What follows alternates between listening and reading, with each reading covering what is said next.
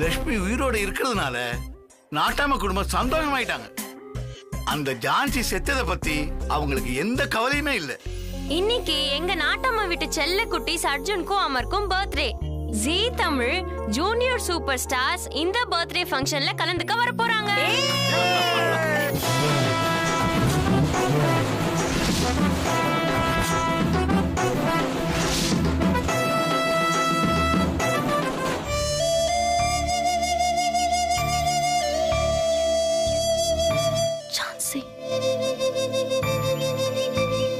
அப்படியே என்ன பாக்குற மாதிரி இருக்கு.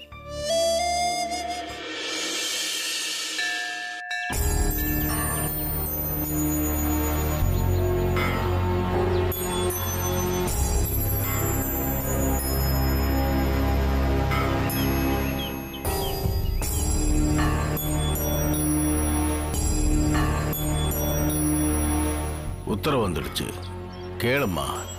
என்ன தெரிஞ்சுக்கணும்? சாமி, எனக்குள்ள ஒரு குழப்பம். அத எப்படி கேக்குறதுன்னு தெரியல.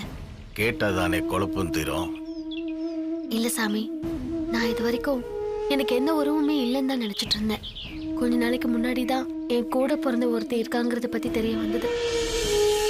இப்ப சமீபத்துல என்ன பாக்குறதுக்காக தேடி என் வீட்டுக்கே வந்திருக்கான். அப்பவும் நான் அவளை பார்க்கல. நீங்க சொன்ன மாதிரி 3வது கண்ண வரப்போகுதுன்னு நான் பயந்துட்டு இருந்த நேரம் அது. இது நான் உங்ககிட்ட சொல்லலையே, அது எப்படி உனக்கு தெரியும்? இல்ல சாமி, நீங்க உங்க சீடங்கிட்ட பேசிட்டு இருந்தது என் காதல விழுந்தது.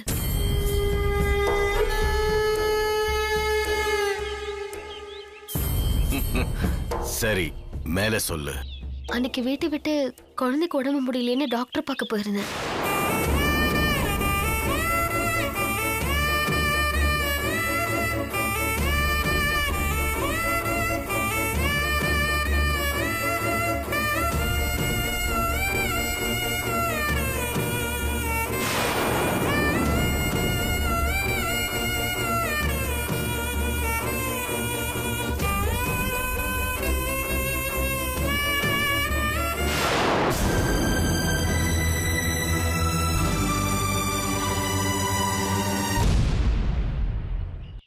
மறுஜன்மம் எடுத்திருக்கேன்னு சொல்லு. ஆமா சாமி. நீ என்ன கேட்கணும்னு வந்திருக்க?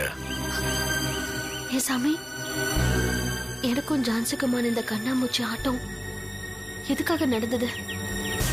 இதுல மறைமுகமா எனக்கு ஏதாவது செய்தி இருக்கான்னு தெரிஞ்சுட்டு போலன்னு தான் சாமி வந்திருக்கேன். நடந்தது எல்லாமே உனக்கு மறைமுகமான செய்தி தான். புரியல. புரிய வேணாம், விட்டு. இல்ல சாமி, ஜான்சி எங்க வீட்டுக்கு வந்து எதுக்காக செத்துருக்கா? அது விட்ட குறை தொட்ட குறை. அவளுக்கு கிடைக்காதது உனக்கு கிடைச்சது, உனக்கு கிடைக்காதது அவளுக்கு கிடைச்சது. ஒரு ஜாதகம் சரிபாதி பலன்.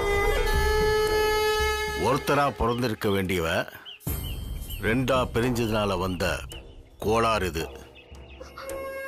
சாமி, எனக்காக அவ செத்துருக்காங்கிறது மனசை உறுத்திக்கிட்டே இருக்கு. எனக்கு அவ உயிர் கொடுத்திருக்கா, நான் அவளுக்கு எதுவுமே கொடுக்கலையே சாமி.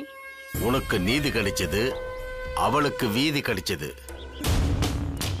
அவளுக்கு முடிவுல நிறைவை கொடுத்த நீ அதுல ஒரு குறைய வச்சிட்டியே. என்ன குறை? அது நீதான் கண்டுபிடிக்கணும். இல்ல சாமி, அவளுக்கு ஏதாவது செய்யணும்னு தோணுது. ஆனா அவளே இல்ல, அவளுக்கு என்ன செய்யறதுன்னு தெரியல. தெரிஞ்சது தெரியாம போச்சு, தெரியாதது தெரிஞ்சு போச்சு. புரியல சாமி. செத்ததுக்கு அப்புறம் அவளுக்கு ஏதாவது செய்யணும்னு சொல்றியே, உயிரோடு இருந்தா என்ன பண்ணிருப்ப? அவ என் கூட பிறந்தவன தெரிஞ்சிருந்தா என் கூட என் வீட்லயே வச்சு பார்த்திருப்பேன். ஆனா உன்னை பார்க்கணுன்றதுக்காக எவ்வளோ கஷ்டப்பட்டு வந்து நடந்தது எதுவுமே தெரியாம செத்து போயிருக்காளே, அவளுக்கு உன் மேல எவ்வளவு ஆசை இருந்திருக்கும். அவ செத்ததுக்கு அப்புறம் நீ ஆசைப்பட்ட, நீ உயிரோடு இருந்தப்ப அவ ஆசைப்பட்டா. இதுல எந்த ஆசை பெருசு? அவளோடதுதான். அத நிராசை ஆக்கினவங்கள நீ என்ன பண்ண? ஒன்னும் பண்ணல. ஆனா இங்க வந்து நான் என்ன பண்ணணும்னு கேக்குறேன். கேள்வி எங்க இருக்கோ பதிலும் அங்கதான் இருக்கு. அது தெரியாம நீ பதில தேடி வந்திருக்க. புரிஞ்சதா?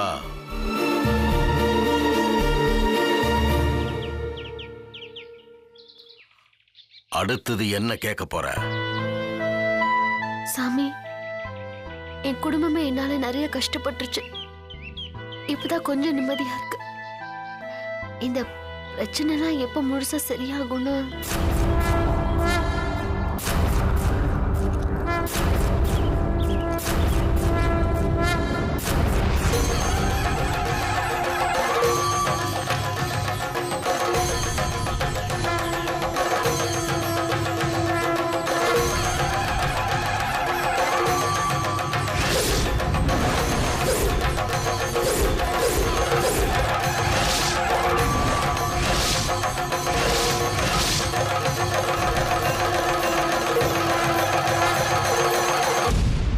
இஷ்டத்துக்கு சரியாகாது, இஷ்டப்பட்டா சரியாகும். நீங்க எல்லாரும் ஏன் வெளி ஊர்ல போய் இருக்க கூடாது?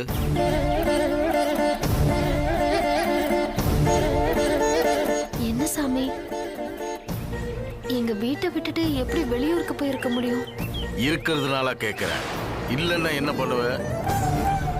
இல்லனா நீங்க சொல்றது சரிதான். ஆனா இல்லன்னு போங்க, இருந்தா போயிடும். அப்படின்னா இருந்தவங்க போனா வந்தவங்க இருக்க மாட்டாங்க. நீங்க பேசுறது புரியல. புரிஞ்சது புரியாது, புரியாதது புரியும். நீ கிளம்பலாம். இல்ல சாமி, நாங்க வீட்டை விட்டு எதுக்கு போகணும்? பதில் சொல்லியாச்சு. பலன் மாறதுக்குள்ள ரொம்ப தூரமா போயிடுங்க.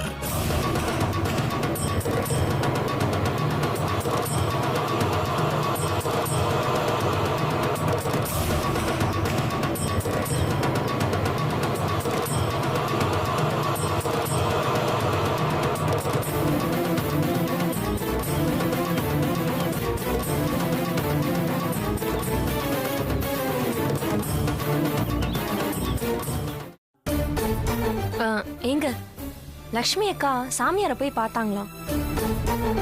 சாமியாரையா? எதுக்கு? நம்ம வீட்ல நடந்த சம்பவம் எல்லாமே ஒரு புதிராவே இருக்குங்க. நீ எதை சொல்ற? வேற எது, ஜான்சி விஷயம்தான். அவ எதுக்காக சாகணும் என் மனசை உறுத்திக்கிட்டே இருக்குங்க. அத பத்தி கேட்கலான்னு நான் சாமியாரை போய் பார்த்தேன்.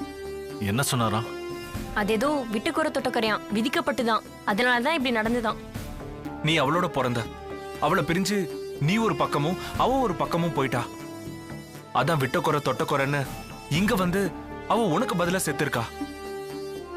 ஆனா எனக்கும் அவளுக்கும் என்ன தொடர்பு? அவ ஜான்சியா சாகல, லக்ஷ்மியா செத்துருக்கா. நான் உன் கழுத்துல கட்டின தாலிய அவ கழுத்துல சுமந்து செத்து போயிருக்கா. செத்தது மட்டுமா, என் பொண்டாட்டி ஸ்தானத்துல அவளுக்கு கொள்ளியும் வச்சிருக்கேன், காரியமும் பண்ணிருக்கேன். இது எந்த குறையும் இல்லாம நடந்திருக்கு. தெரியலங்க, யோசிச்சு பார்த்தா அதுல விதியோட சூட்சம் இருக்குமோன்னு தோணுது. சரி, வேற என்ன சொன்னாரு? அது நம்ம எல்லாரையும் வேற ஏதோ ஊர்ல போய் இருக்க சொன்னாராம். ஏய், என்ன ஜோக் அடிக்கிறியா? நான் ஜோக் அடிக்கலங்க, அந்த சாமி தான் அக்கா கிட்ட அப்படி சொல்லிருக்காரு. இந்த ஊரை விட்டு எதுக்காக போகணுமா? எதுக்குன்னு விளக்கமாலாம் சொல்லலங்க. ஆனா போறதுதான் நல்லதுன்னு உறுதியா சொல்றாரு. ஏய், கஷ்டம்னா வித்துட்டு போயிடலாம், ராசி இல்லனா விட்டுட்டு போயிடலாம். ஏய், இது நாங்க பரம்பரை பரம்பரையா வாழ்ந்த இடம்டி. இத விட்டுட்டு போன்னு சொன்னா என்ன அர்த்தம்? சாமியார் ஏன் அப்படி சொன்னாரு புரியலையே. சும்மா இல்லைங்க, அவர் ஏதோ ஒரு காரணமா தான் இதை சொல்லியிருக்காரு. காரணம்னா அந்த காரணம் என்னன்னு சொல்லிருக்கலாம்ல. அவர் எப்பங்க வெளிப்படையா விஷயத்த சொல்லியிருக்காரு? மறைமுகமா தானே அவர் எதையுமே சொல்லுவாரு. நாம தானே அதை புரிஞ்சுக்கணும். இப்ப என்னதான் பண்றது? நம்ம ஒண்ணும் பண்ண வேணாம், சும்மா இருந்தா போதும். என்னடி சொல்ற? ஆமாங்க, அவருக்கு வேற வேலையே இல்ல. இந்த மாதிரி ஏதாவது அபசகுணமா சொல்லிட வேண்டியது. அப்ப நம்ம அதே நினைச்சு தவியா தவிப்போம். இல்லடி, எனக்கு என்னமோ அப்படி தோணல. இல்லங்க, அவர் ஏதோ ஒரு காரணமா தான் அதை சொல்லிருக்காரு. அந்த காரணம் தான் என்ன? நல்லது கெட்டதோ அவர் சொல்ல மாட்டாருங்க. கேட்க வேண்டியதானே? கேட்டாலும் அவர் சொல்ல மாட்டாருன்னு தெரியுமே. நான் சொல்ல வேண்டியதை சொல்லிட்டேன்னு குங்குமத்தை கொடுத்துட்டு அனுப்பிட்டாரு.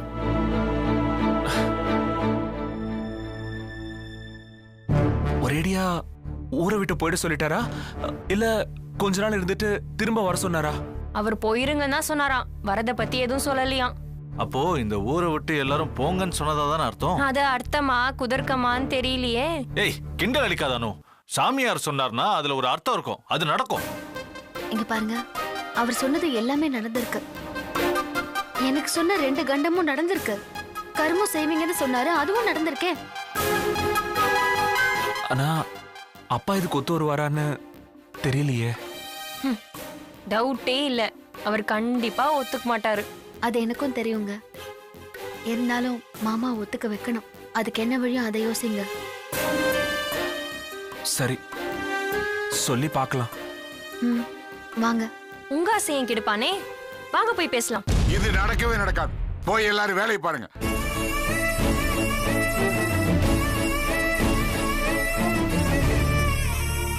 மாமா, அதில்ல மாமா, சுவாமிஜி சொன்னது எல்லாமே நடந்திருக்கு மாமா.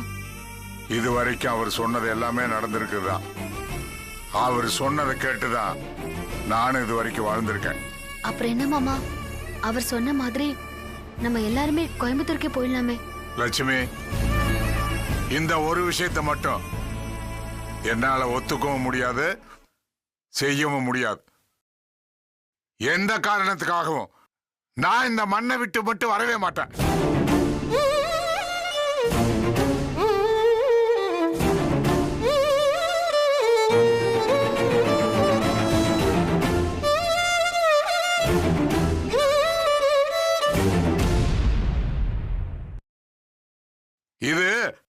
இது என் தாத்த பாட்ட முப்பாட்டம் வாழ்ந்த மண்ணு, வாழ்ந்து இதுலயே புதைஞ்ச மண்ணு. நான் வாழ்ந்தாலும் இங்கதான் வாழுவேன், செத்தாலும் இங்கதான் சாவேன். பெரிய வார்த்தைலாம் பேசாதீங்க மாமா. அவரு ஏதோ ஒரு காரணத்துக்காக தானே சொல்றாரு. நம்ம கொஞ்ச நாள் அங்க போய் இருக்கலாமே. தெரியுமா, சுவாமிஜி காரணம் இல்லாம எதையும் சொல்ல மாட்டாரு, செய்ய மாட்டாரு. ஆனா அது என்ன காரணமா இருந்தாலும் சரி,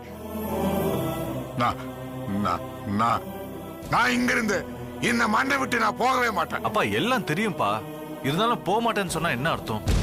அது அப்படித்தான்டா.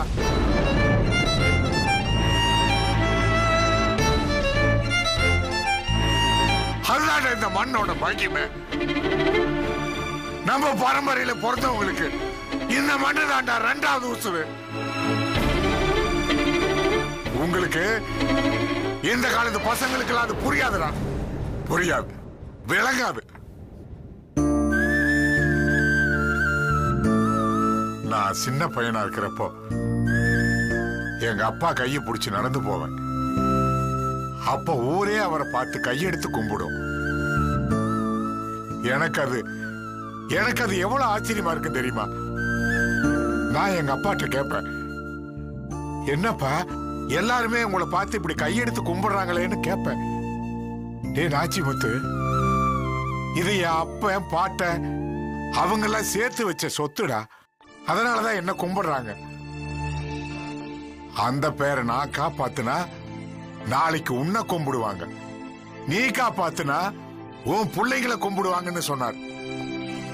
அன்னைக்கு நான் முடிவு பண்ணேன், அவங்க சேர்த்து வச்ச பேருக்கு எந்த குறையும் வராம பார்த்துக்கணும், அவங்க வாழ்ந்த ஊரை விட்டு போக கூடாதுன்னு இதுவரைக்கும் இந்த ஊருக்காரங்க எல்லாருக்கும் என்னால முடிஞ்ச எல்லாத்தையும் நான் செஞ்சுக்கிட்டு தான் வர்றேன்.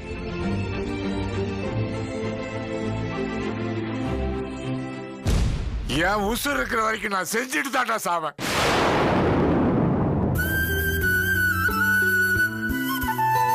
எனக்கு ஒரு பிரச்சனை வந்துடுங்கிறதுக்காக நான் இந்த மண்ணை விட்டு போகணுமா?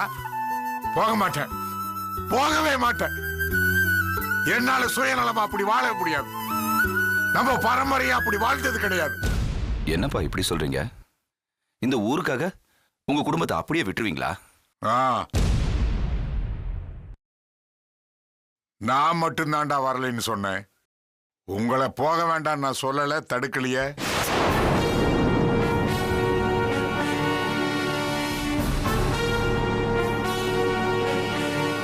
நான் மட்டும்தான்டா வரலைன்னு சொன்னேன். உங்களை போக வேண்டாம் நான் சொல்லல, தடுக்கலையே.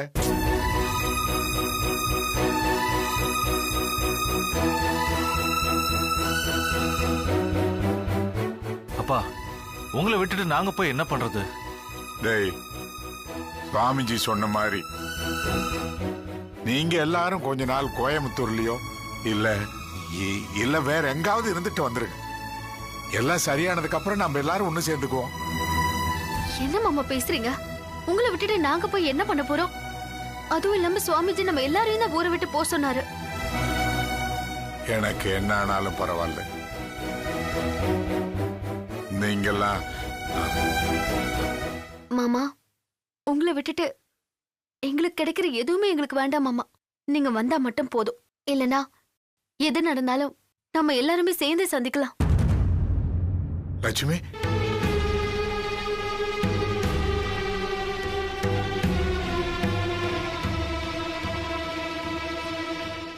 என்னால நீங்க யாரும் கஷ்டப்பட வேண்டாம். போயிடு போயிடு. நீங்க இல்லங்கிற கஷ்டத்தை விட வேற எந்த கஷ்டமும் எங்களுக்கு பெருசா தெரியாது மாமா. வாழ்ந்தா ஒன்னா வாழ்வோம், செத்தாலும் ஒன்னா சாவோம்.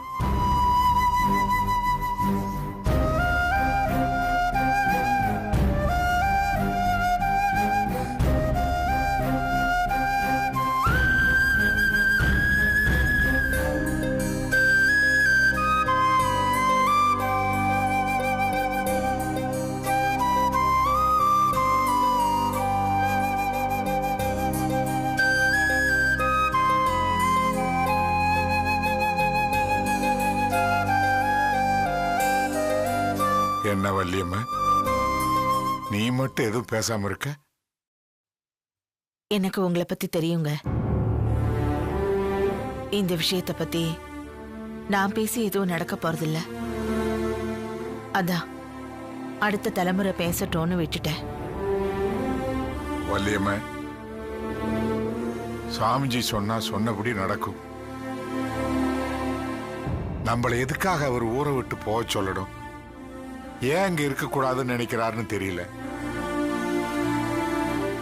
இத பாருங்க, அவர் எதை சொன்னாலும் நம்ம நன்மைக்கு தானே சொல்லுவாரு. நன்மைக்கு சொல்றாரா இல்ல நடக்க போற ஏதோ ஒரு உண்மையைத்தான் சொல்றாரா? எதுவுமே புரியலையே.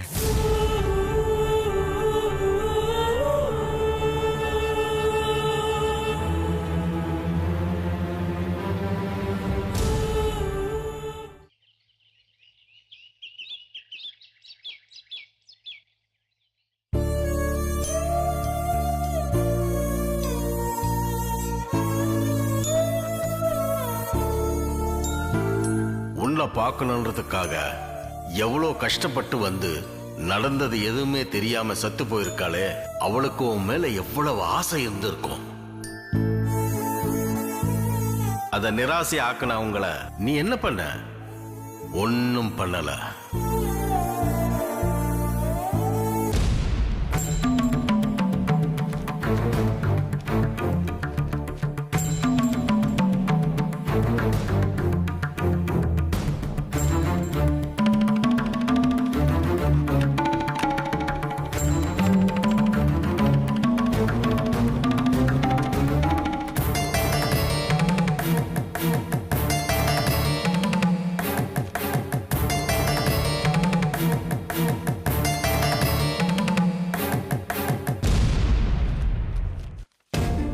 இங்க இருந்தா ஜான்சியோட ஞாபகம் வரும்னு தான் சுவாமிஜி நம்மள ஊரை விட்டு போக சொன்னாரா?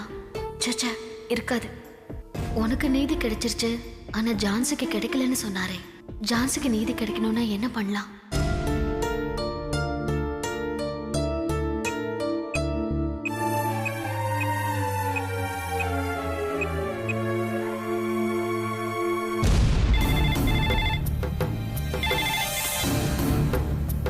Hello hello, inspector Kannan sir தானே? ஆமா, நீங்க யார் பேசுறது?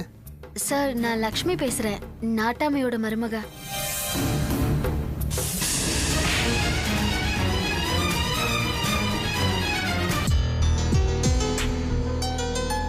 சார். சார் கேக்குதுங்களா? சொல்லுங்கம்மா. சார் எனக்கு நீங்க ஒரு ஹெல்ப் பண்ணணும் சார். எந்த உதவி வேணாலும் பண்றேன். ஆனா அதுக்கு முன்னால சொல்லுங்க சார். நீங்க என்ன மன்னிச்சிட்டேன்னு ஒரு வார்த்தை சொல்லுங்க. ஐயோ என்ன சார் பெரிய வார்த்தைலாம் பேசுறீங்க?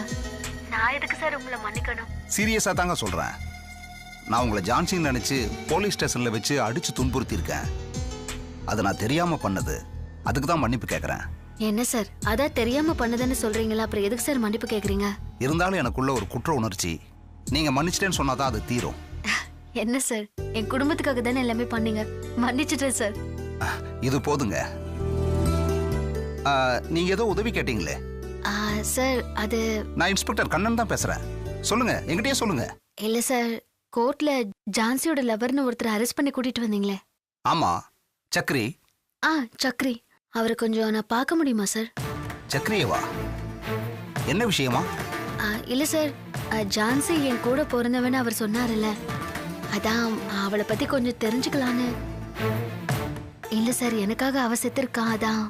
உண்மைதாம்மா. சார் சக்ரி கிட்ட போய் கொஞ்சம் பேசணும்னு தோணுது. போலாமா சார்? போய் பார்க்கலாமா சார்?